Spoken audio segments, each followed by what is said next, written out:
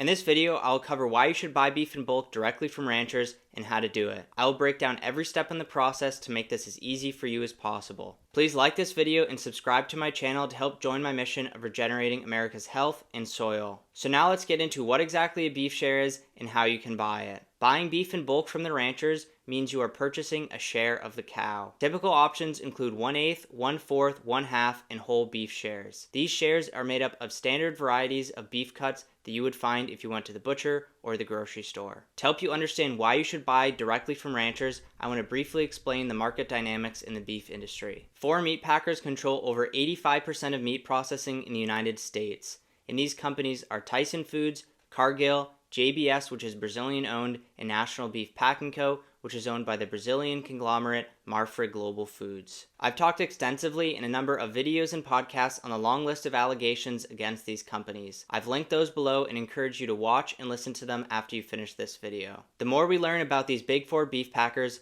3 primary reasons become clear for why we should buy beef in bulk directly from ranchers. The first reason is the cost savings. Starting with the Holcomb County fire at the Tyson plant in 2019, the big 4 beef packers started to allegedly fix beef prices. They undercut what they paid to ranchers and at the same time increased what they charged to retailers. The higher prices you've been paying for beef and steaks over the last 4 years have been going to these greedy packers and not the ranchers. When you buy beef in bulk from the rancher, which is called a beef share, the price you pay per pound for all the cuts of meat you will receive will typically come out to $6 to $12 a pound. This is by far the best deal, and you will save considerable amounts of money by buying beef shares versus individual cuts. The second reason is the quality. When you buy directly from ranchers, you can choose ones that raise their cattle in line with how you want to eat. Regardless of their grazing and feeding practices, local beef will always be fresher and higher quality than what you buy at the store. You can opt for places that rotationally graze cattle, provide them their own feed, finish them on grass or grains,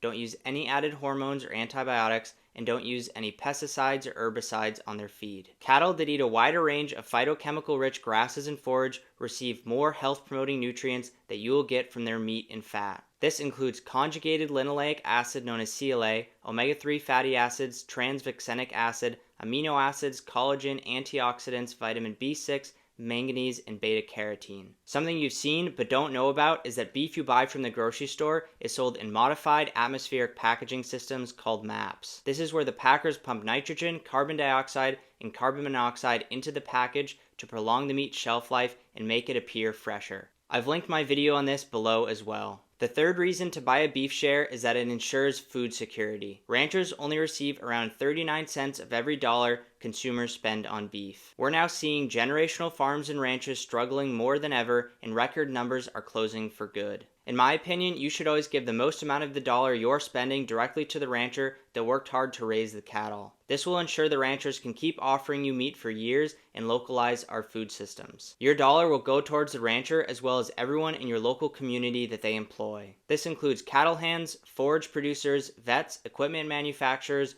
butchers, packaging companies, USPS, and far more. So the first step is to understand the beef cuts and your preferences. There are 8 main cuts of beef, including brisket, chuck, flank, loin, which includes sirloin, plate, rib, round, and shank. Brisket's fairly self-explanatory. Chuck would include cuts like chuck steaks, boneless short ribs, roasts, stew meat, shoulder steaks, and ground beef. Flank would include flank steaks and ground beef. Rib would include rib eyes, ribs, rib steaks, and a little ground beef. Plate would include skirt steaks and short ribs. Short loin would include porterhouse, T-bones, top loin, tenderloin, and filet mignons. Sirloin would include tri-tip roast, tri-tip steaks, top sirloin, and ground beef. And shank would include foreshank, ossobuco, and soup bones. Brisket is typically around 4% of weight, chuck 27%, flank 5%, short loin 8%, sirloin 9%, plate 8%, rib 10%, round 24%, and shank 3%. So if we take 450 pounds of packaged weight, which I'll explain later, a whole cow share would give you around 18 pounds of brisket,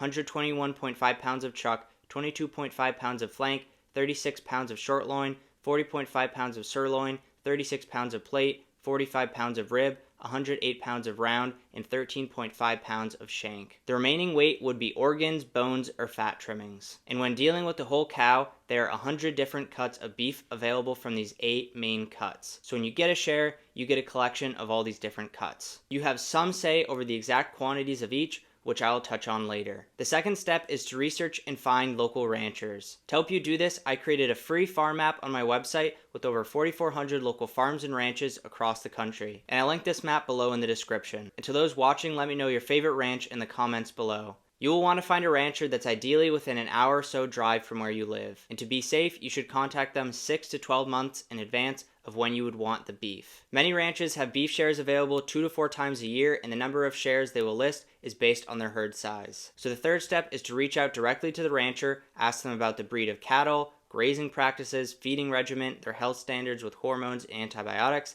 and any certifications. This will ensure you buy the exact kind of meat that you're looking for. The fourth step will be to discuss the pricing. So a beef share starts with a cow that typically has a live weight of over 1,200 pounds, which is called on the hoof. The hanging weight is typically around 60 to 65% of the live weight, so you could expect it to be around 750 pounds. And hanging weight is the weight of the carcass after it has been slaughtered and before it's been butchered into individual cuts. You could expect that 750 pound hanging weight to turn into between 400 to 450 pounds of package weight, which is what you would receive if you bought a whole cow share. The loss in weight is due to bones, fat, and moisture being taken out of the hanging weight. Some ranches charge by live weight while others charge by hanging weight. Obviously, the larger the share you buy, the less you'll end up paying per pound. All things considered, if you take the total amount you pay and divide that by the package weight, you could expect to pay $6 to $9 a pound for half or whole share and $9 to $12 for a quarter or eighth share. When you discuss the pricing, be sure to talk about any additional processing fees and the transportation costs. Some ranchers build this into their prices, while others do not. Be sure to also discuss the bones, fat, trimmings, and organs, since some ranchers will include these for free, while others will charge extra. The fifth step is to discuss the butcher options with the rancher. Most ranchers work with specific butchers, while others will allow you to choose the butcher yourself. My recommendation is to go with whoever the rancher recommends. And you may be sent a form for all your packaging preferences, but you should always ask any questions to the rancher or butcher directly. You typically have a say in the types of packaging being used and can make specific processing requests. So for example, you can request more or less of specific cuts, whether you want bones in or out for cuts like ribeye, whether you want any sausages or ancestral blends, and you can also choose options for ground beef and how thick you want some cuts of the steak. The sixth step is to make sure you have enough freezer space before placing the order. For a whole beef share, you will need around 20 cubic feet. For half a beef share, around 10 cubic feet, and for a quarter, around 5 cubic feet. If you don't have enough space but still want the best deal, you can also split a whole or half share with your family and friends. If you do this, just be sure to collect everyone's deposit contributions up front. Beef stored in an above fridge freezer typically lasts up to 6 months, while beef in a chest or stand-up freezer will last up to a year. You can calculate how much meat your family eats in a week to understand how long the beef will last in your freezer. A family of 4 that eats 8 pounds of beef a week could expect for a half share to last around half a year and a whole share to last around a whole year. For the seventh step, you'll be placing your order once you agree upon the terms. You should expect to pay a deposit up front with the balance due upon delivery or pickup. The deposit is generally $500 to $1,000 for a whole share. This deposit will serve as your reservation,